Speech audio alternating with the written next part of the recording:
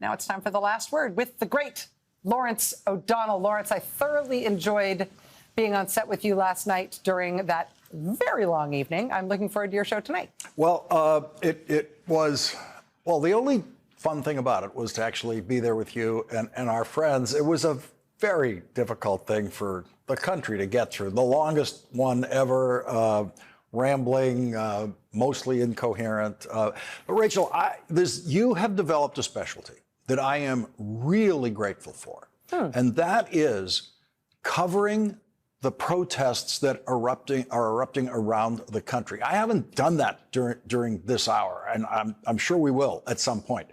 But I've first seen it in your hour, and I've now come to rely on it.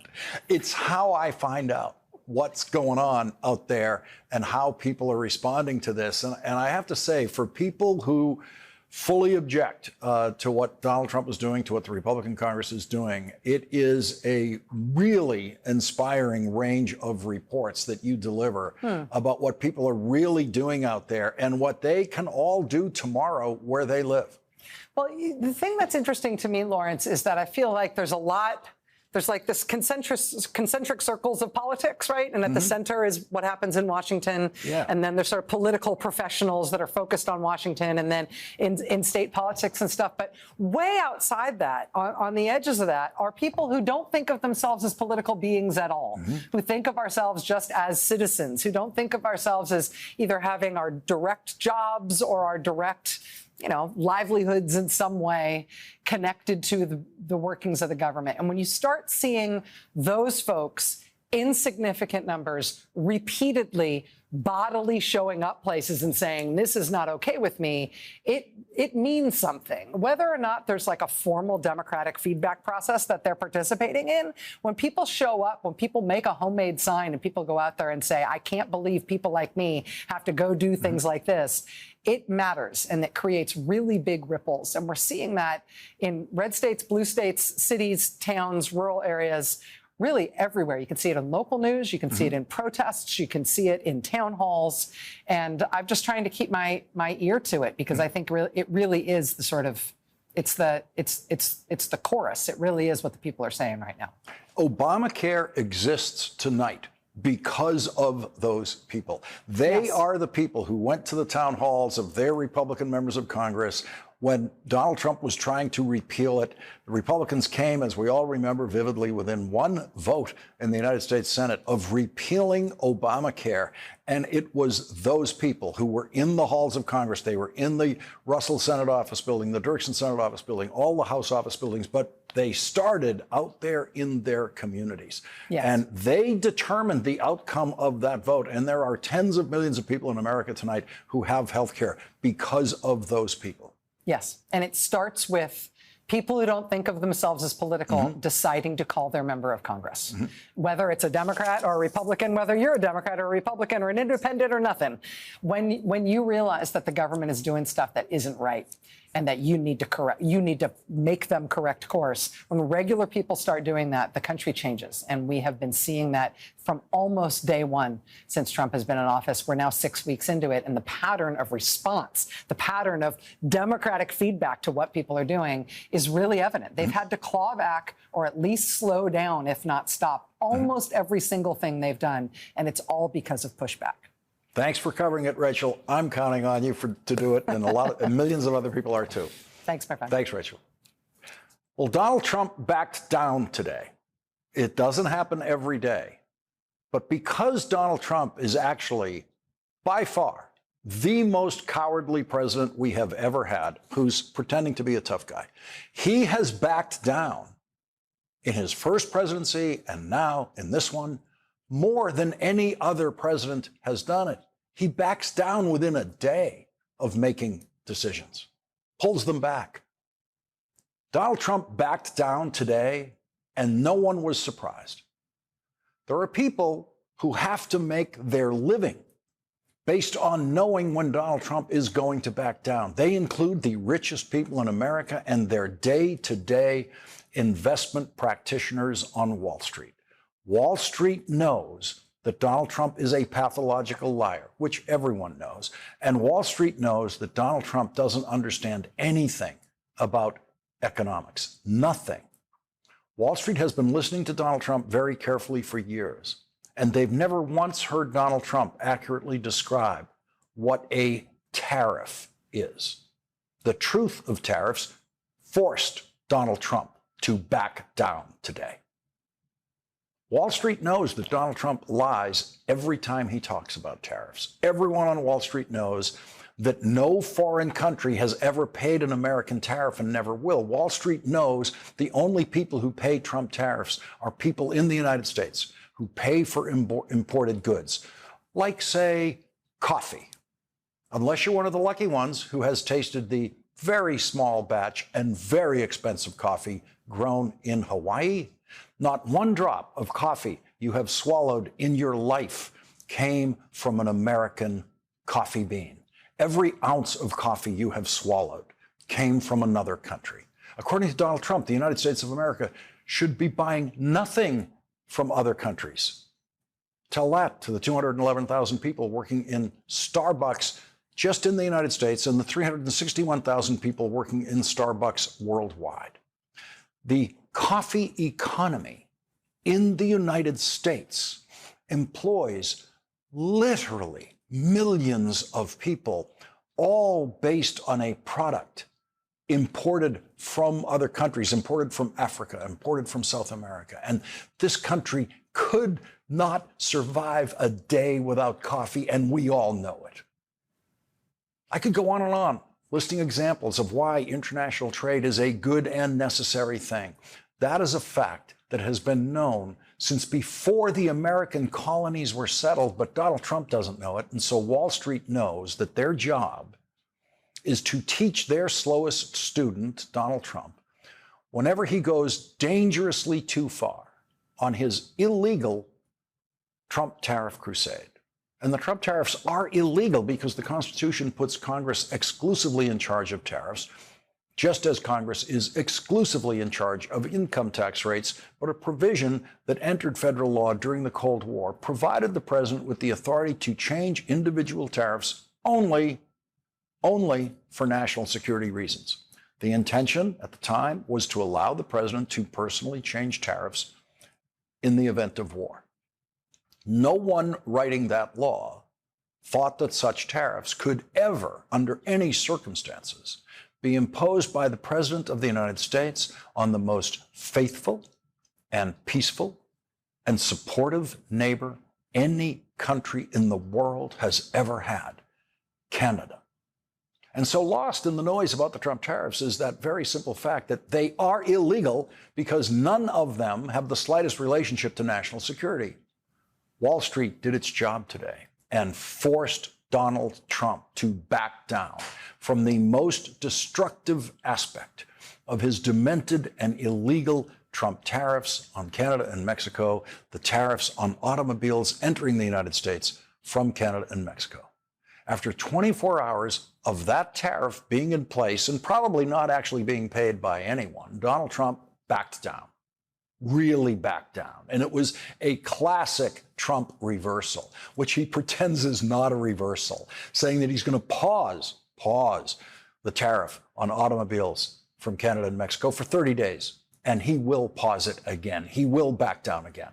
That tariff will probably never go into effect because Donald Trump will back down, because Wall Street will once again convince Donald Trump of just how insane that idea is. Wall Street does that by reacting defensively to the Trump tariffs, which means a dramatic drop in the stock market as investors seek safety in the middle of the Trump economic chaos and they sell off stocks. That's what happened the first time Donald Trump had his tariffs ready to go against Canada and Mexico. The stock market collapsed, and Donald Trump was able to withstand about 2 hours of the collapse the day before the tariffs were supposed to go into effect. And by lunchtime, then, Donald Trump announced that he was going to pause those tariffs. He wasn't going to put them into effect the next day. He would pause them for 30 days. Then the stock market started to work its way back up the next day. This time around, the stock market thought they'd figured out Donald Trump. They believed Donald Trump would pull the same trick. He'd lie and threaten the tariffs, and then at the last minute, pause the tariffs. He would not impose the tariffs. But this time they guessed wrong. And the most economically ignorant president in history actually did impose those tariffs yesterday. And once again, the stock market crashed. In the middle of the trading day today, when the White House announced that Donald Trump would pause the tariffs on automobiles for 30 days, the stock market digested that news and started to go back up, to exactly no one's surprise. One of Donald Trump's favorite lies until last night was that the stock market just loves him and that the stock market was never higher than under his first Trump presidency. And that was a lie, of course. The stock market was higher under President Biden than it was under Donald Trump's presidency. In fact, the highest point the stock market has ever reached in its history was in Joe Biden's last month of the presidency. And last night, Donald Trump spoke for 99 minutes in an incoherent, rambling, lifeless, exhausting presentation with nothing designed to appeal to anyone who hasn't already voted for him. Presidents use addresses to Congress and to the nation to try to reach out to voters that they don't already have on their side. Not Donald Trump. In those rambling 99 minutes, Donald Trump never said the words stock market. When is the last time you heard Donald Trump give a long, self-congratulatory speech without telling you how great the Trump stock market is doing? Donald Trump was appearing, giving that speech on the night of a stock market crash caused by him, and he didn't say a word about the stock market in his address to Congress and the country, a country that was worried about the stock market. Not one word. The stock market crash was created by 1 day of the Trump tariffs being in effect. 1 day, 1 day. And at the end of that 1 day, Donald Trump stood up in the House of Representatives and addressed the Congress and the nation, and he did not say one word about what happened that day because of his tariffs. He said nothing about the tariffs that went into effect yesterday. Nothing about that in his speech. The single biggest news of the day worldwide, created by Donald Trump, the Trump tariffs, not mentioned by Donald Trump in that speech last night because he was afraid of what he did. He was standing there last night terrified of what he did with those crazy tariffs. He was so afraid of what he did that he literally did not know what to say about it last night. He talked about tariffs generally, but not about what he had actually done yesterday. And here's one of the things he said about tariffs that actually proved his tariffs are illegal. Tariffs are about making America rich again and making America great again, and it's happening, and it will happen rather quickly. There'll be a little disturbance, but we're okay with that. It won't be much. Supposed to be about national security. His tariffs are legally supposed to be about national security. That's the only way they can be legal. Donald Trump is too ignorant, of course, to know that he was admitting in that statement that his tariffs are illegal. And of course, by a little disturbance, he meant a stock market crash and increasing prices here in the United States. The biggest problem Donald Trump ran into yesterday when he finally decided to go forward with the stupidest economic idea ever advanced by a president of the United States is that the world stopped listening to Donald Trump about tariffs yesterday. And they started listening to someone else who actually knows what he's talking about. The United States launched a trade war against Canada, their closest partner and ally, their closest friend. At the same time, they're talking about working positively with Russia, appeasing Vladimir Putin, a lying, murderous dictator. Make that make sense. Canadians are reasonable, and we are polite, but we will not back down from a fight. Not when our country and the well-being of everyone in it is at stake. That man got Wall Street's attention yesterday, which made them even more worried about what was coming because clearly the Canadian government has every intention of fighting Donald Trump's illegal tariffs in a way that will be very, very harmful to the economy of the United States. So harmful that the Wall Street Journal actually used the word Great Depression in a predictive headline of what could happen because of Donald Trump's trade war. The last Great Depression in the United States in the 1930s was actually caused by the Smoot-Hawley tariffs, the single stupidest economic idea of the 20th century in the United States, an idea that came from Republicans in Congress and that a Republican president went along with but did not actually champion to the extent that Donald Trump champions his own illegal tariffs. The problem for Donald Trump yesterday is that he empowered Justin Trudeau to speak directly to the American people as someone who not just knows what he's talking about, but sounds much more convincing than the blustering, lying President of the United States. I want to speak first directly to the American people. We don't want this. We want to work with you as a friend and ally. And we don't want to see you hurt either. But your government has chosen to do this to you.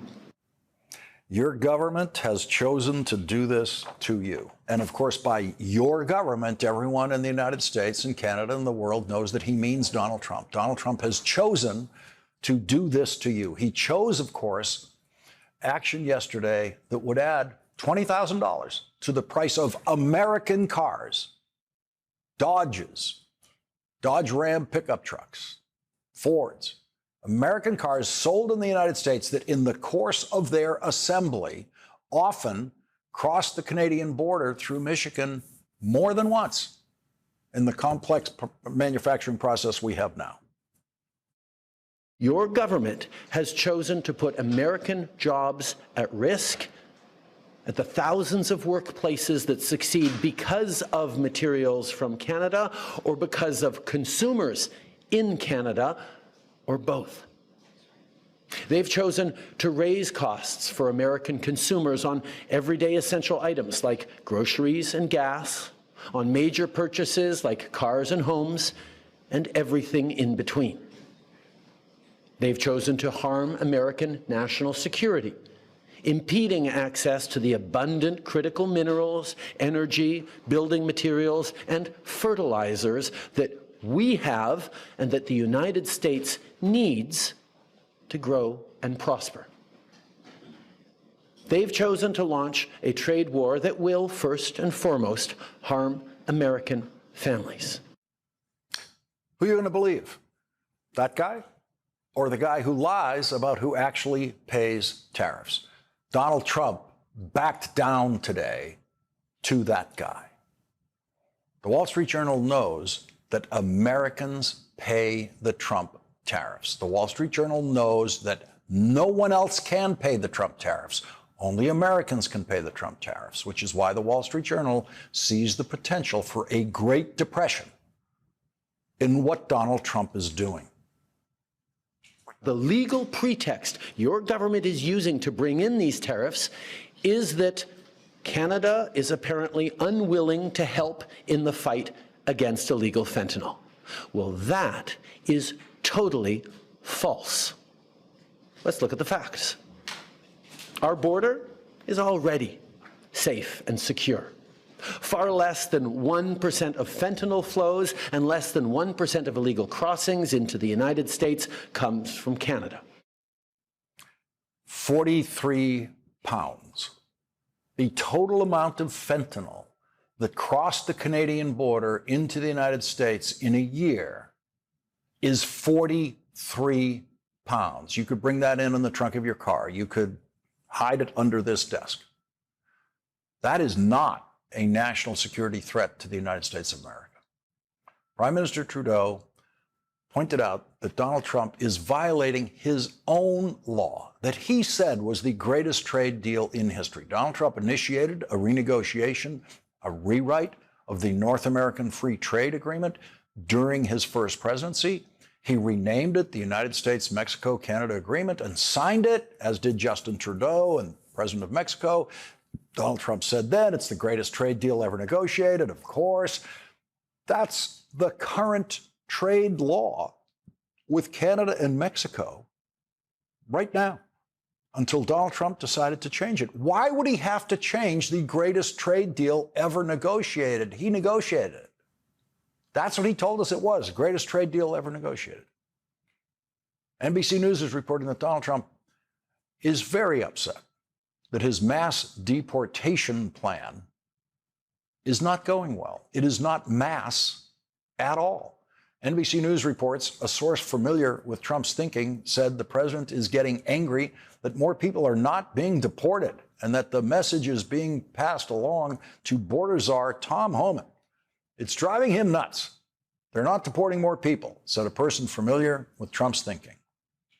Driving him nuts. So far, Donald Trump is on track to deport fewer people this year than President Obama did in a typical year. And so, to distract from his failed promise of mass deportations, Donald Trump apparently decided to play with tariffs and earn himself a prediction of a Great Depression from the Wall Street Journal.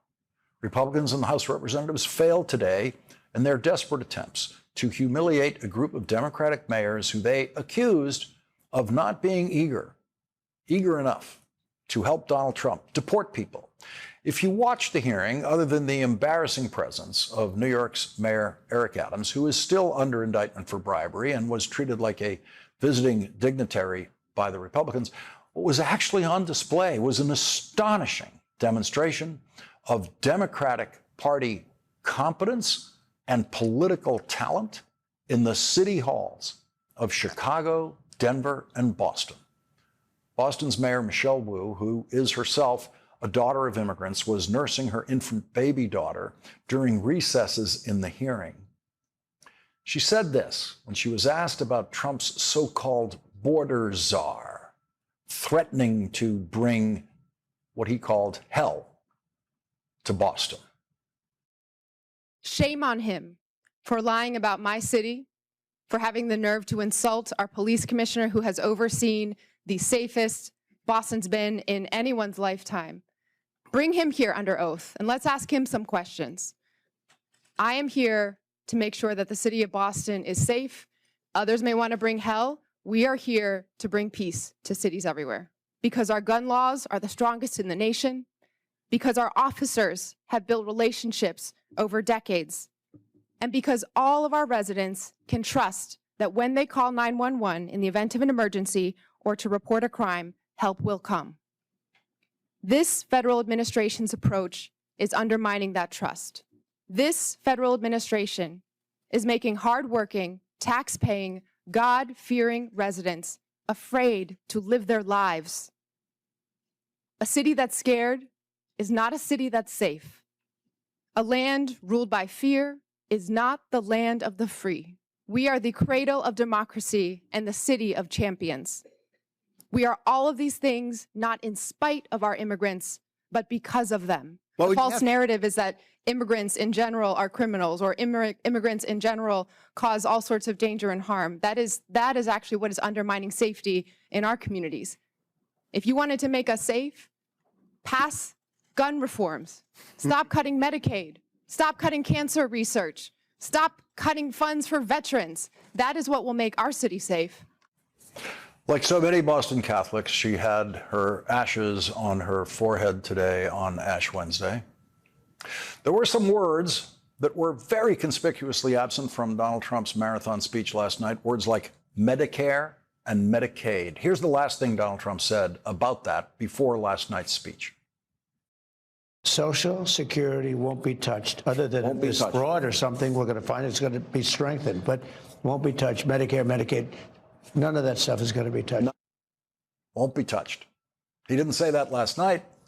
He said Social Security is full of fraud, which is a lie, and he literally never mentioned the existence of Medicare or Medicaid. Exactly a year ago in that same chamber, the President of the United States did mention Medicare, Medicaid, and Social Security in a way that infuriated the Republicans sitting there, President Joe Biden, in the best televised State of the Union address I have ever seen, provoked loud objections from the Republicans when he accused them of wanting to cut those programs. Many of my friends on the other side of the aisle want to put Social Security on the chopping block.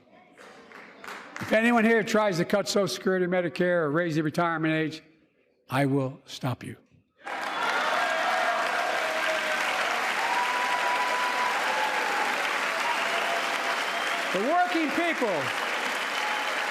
The working people who built this country pay more into Social Security than millionaires and billionaires do.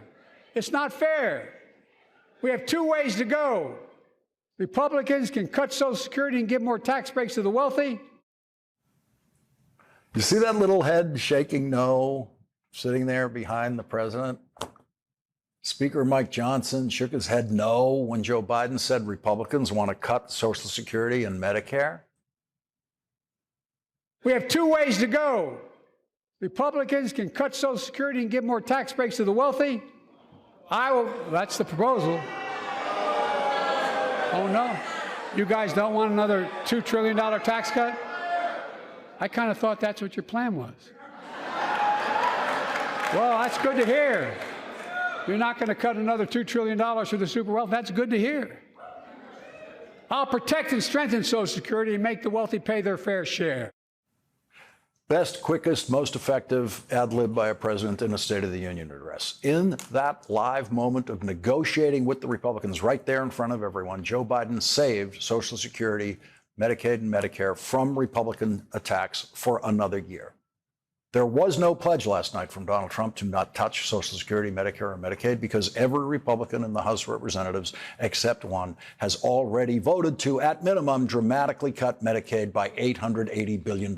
They voted for that in a budget resolution that is a promise to vote for exactly those cuts in what they call a budget reconciliation bill when that bill comes through the House. It is impossible to achieve the trillions of dollars in budget cutting that Elon Musk is promising, that Donald Trump is promising, that the Republicans in the House and Senate are promising without the biggest cuts to Social Security, Medicare, and Medicaid in history. For Social Security, that means cutting the amounts of money you will receive from Social Security. For Medicare, that means increasing the amounts of copays you have to pay and reducing the amount of medical coverage that Medicare provides to you. For Medicaid, it means cutting the amount of health care coverage Medicaid provides and disqualifying current recipients and from continuing to receive Medicaid, which will mean throwing people out of nursing homes and shutting down most nursing homes in America because Medicaid is the primary payer for nursing homes in the United States of America. So, even if your family is actually paying the full price for your grandfather to be in a nursing home, that nursing home could be closed down when the Republicans cut $880 billion from Medicaid because most of the residents of that nursing home will get kicked out. And there won't be enough residents who can pay the full price to keep that nursing home operating. Our healthcare system is very complex, as in that example I just gave you. And Medicaid and Medicare support much more in our healthcare system than just the patients who are the direct beneficiaries of those programs. And Donald Trump doesn't know that. If the Republicans have their way, your local TV station will be covering the days when some of the oldest people in America are being kicked out of their nursing homes after the guy who promised Sean Hannity he wouldn't touch Medicaid rips Medicaid coverage away from the poorest people in this country and the oldest people in this country. And that is the plan. And that's why Donald Trump did not dare to say the word Medicaid last night. That's why Republican members of the House of Representatives who have already voted for those Medicaid cuts have been told by the congressman in charge of funding congressional campaigns to stop doing town hall meetings where voters can voice their fears about what's going to happen at their local nursing homes. If you're one of the people, or if your grandmother is one of the people who gets kicked out of her nursing home because of Donald Trump and the Republican Congress, you're going to suffer something even worse than the Great Depression the Wall Street Journal is predicting if Donald Trump doesn't continue to back down. Senator Sheldon Whitehouse will join us next.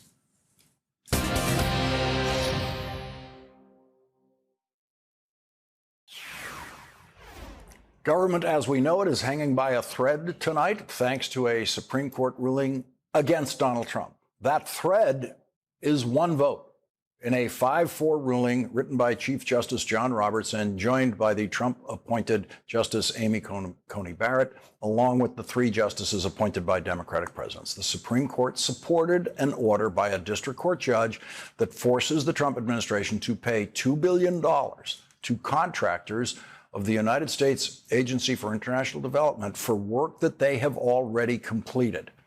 Joining us now is Democratic Senator Sheldon Whitehouse of Rhode Island. He's a member of the Senate Judiciary Committee, Senate Finance Committee, and Senate Budget Committee, and the Senate Environment and Public Works Committee. Senator, what did we learn today? A one-vote majority for preserving the government we thought we had feels rather narrow. Yeah, I think it looks even narrower when you understand how obvious this decision was. There was a contract between the government and these parties. There had been performance by the parties of what they had been contracted to do. There was no allegation that the contract had been violated, and then the government held back the payment for the contract for the work that was done. That should have been a simple 9-0. So how does it get to be 5-4? You get these 4 dissenters who are violating really basic principles of contract law. And I don't want to get too weird and conspiratorial, but when you look at what they're doing, is they're opening up the Project 2025 general destruction of government. And they're the judges, most of them, who got put onto the court by the court capture scheme by Leonard Leo and his minions. Well, the billionaire-funded court capture scheme had as one of its architects a guy named Mark Paoletta, a little sidekick of Leonard Leo's. Where is Mark Paoletta right now? He's over at OMB, implementing Project 25 as the counsel to Russell Vought. So this whole thing gets tied in pretty closely to the whole billionaire funding scheme. And clearly for those 4 justices, their loyalty lies to the billionaire funded Project 2025 scheme and not to the basic principle. If you perform on a contract, you should get paid the money you are due by the government. Senator Sheldon Whitehouse, thank you very much for clarifying it. Now I'm even more uncomfortable with the 1-vote margin. Thank you very much. Thank you very much for joining us, Senator. Thank you. And coming up, there are 160,000 federal workers in Maryland who could be impacted by Donald Trump and Elon Musk's dramatic cuts. Maryland Senator Angela Alsobrooks will join us next.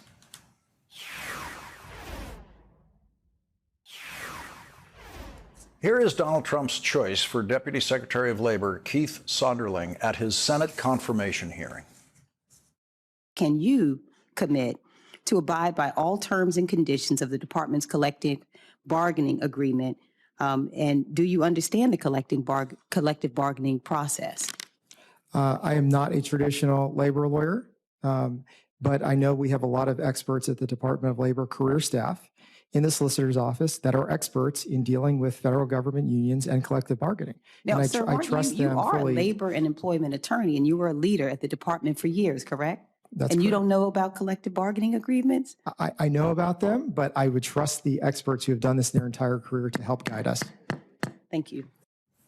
Joining us now is Senator Angela Alsobrooks of Maryland. Senator, it's such a strange answer because he's saying, I don't know, I'm a Trump appointee, I don't know anything. But the career staff at the department, they're going to help me.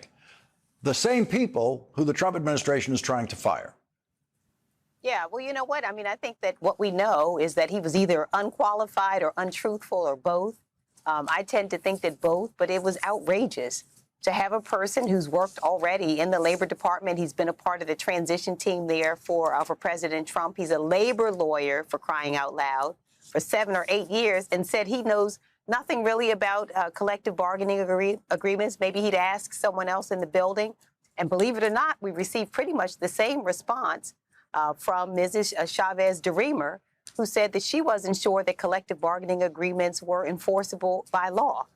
So this is just a whole cadre of unqualified individuals, which is what makes it so outrageous that this administration has attacked, and this huge witch hunt against civil servants, the federal employees who are actually qualified to do their jobs is just outrageous.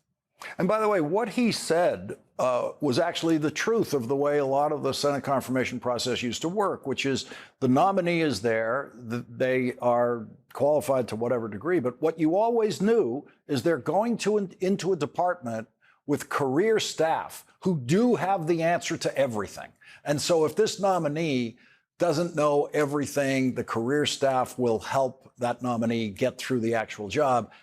But those, as I said, are exactly the people they're trying to fire. Yeah, but you know what? That's true. And it is disqualifying to apply for a job, to lead the Department of Labor, and to not know basics such as collective bargaining agreements. But this is what we're facing. You know, we saw the same with RFK Jr., who couldn't tell us the difference between Medicare and Medicaid. These folks are unqualified. Yeah, and if you were looking at a government saying, if we are going to get rid of some people, who should we get rid of? Well, you'd start with the people who don't know how to do it at all, which is all, it's all of the Trump nominees. You wouldn't even have to look at them individually, just every one of them. Well, the basic qualification for the nominees who have come forward so far have generally been that they would vow loyalty to Donald Trump. That's the qualification it appears that he's looked for. Which, again, makes it not only outrageous that he has really accused the true professionals of being unqualified, but it also his idea about efficiency, we know, is also not true. When you fill the government with people who are unqualified, and when you are telling the people who actually can do the job that maybe they should go home for 8 months and receive pay for it, this is why you know that none of this is to be trusted. Senator Angela Alsobrooks, thank you very much for joining us tonight. Thank you so much. Thank you.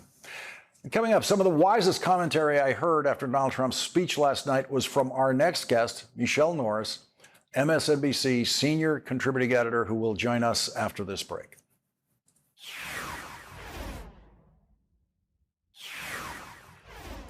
One thing Donald Trump doesn't understand is that some people in this country actually have very positive relationships with the parts of the government they depend on. And the Agriculture Department, where Donald Trump is trying to cut jobs, is one of the most popular government departments by the people who actually use it, farmers. Our new trade policy will also be great for the American farmer. I love the farmer. Our farmers are going to have a field day right now. So to our farmers, have a lot of fun. I love you too. I love you too. Joining us now, MSNBC senior contributing editor Michele Norris. Michele, one of the groups out there who already know from the first Trump presidency how bad his ideas can be are the farmers, because they are so conversant on how tariffs affect them, how government policy affects them. And I feel like they're the leading edge for many others in the coming year, the rest of this year, auto workers, others, who are going to discover what farmers already know. Yeah, a lot of people will see latent effects from some of the things that we see laid out last night, particularly the tariffs. The farmers already understand. They got hit by in the trade war against China. They got hit hard. They never fully recovered. But last night, what you saw was a president who laid out, explained the sweeping changes that he had made, but didn't really give us a cohesive understanding or explanation for why he was doing things. There were a litany of things that he said that were not true. You know, that he had inherited a catastrophic economy. That's not true. There were billions of dollars or millions and millions of dollars of Social Security fraud, no receipts to prove that. And so it seemed like what he was trying to do was to control the narrative, to show that America is strong, to show mainly that he is strong. And for someone who is so almost obsessed with branding, it's surprising that, and maybe it shouldn't be surprising, maybe we should know this, but it is sad that he doesn't understand what he has done, what these changes have done to all the things that America has traditionally stood for. And he just pretends that that doesn't happen. And then when he gets basically orders from the stock market, like he did today. Oops, we'll do something else. Yeah, now. he caves and then tries to present it as, no, Justin Trudeau didn't just win that round. I'm still the tough guy. Well, that's what happens when you move with speed instead of deliberation. And they're moving very quickly. I mean, it's 6 weeks and it feels like it's been 6 years, to make all of these changes. And so but the overall goal is to They say it's to reduce government. Some would say it is to remake government. It feels like they're trying to crush government as we know it, and without really understanding the key elements that we depend on. And when we're talking about the things that America's traditionally stood for, reliability, competence, these are things that our allies look to us for. When you don't think about government in an abstract way, but when you call the Social Security Department, when you want to visit a national park, you expect that that the trains are going to run on time. And they're making indiscriminate cuts that seem to undermine the very things that government stand for. He's concerned with one thing, and that's power. Maybe two things, power and strength. Mm-hmm. And that's a projection as opposed to actually, if we truly were strong, we would be moving in a different way. If we truly were concerned about projecting strength, you don't have to walk in with a chainsaw. You pick up a scalpel. I think most people agree that there probably are areas in the government that could use a haircut. That you could pull back a little bit, but you don't walk around with a chainsaw and just those are raggedy cuts. Raggedy is not a word that you want associated, with government. Most people in business would not conduct themselves in this manner, and yet someone who's known, that's how he entered the world stage, as someone who is a businessman, has taken a rather strange approach to conducting business. When he's making decisions about people's livelihoods, about the direction of the country, about the people that we align ourselves with on the world stage. And I think one indication of how wobbly this all is generally, and you know this, Lawrence, when presidents deliver a State of the Union address, there's usually a rollout afterwards where they go out and they travel the country and they talk about their initiatives. And they didn't do that because I don't think that they can proudly walk into that space. Yeah. Michele Norris, please come by whenever you possibly can. Happy The to seat's always here for you. Thank you very much for joining us tonight. We'll be right back. MSNBC's Michele Norris gets tonight's last word.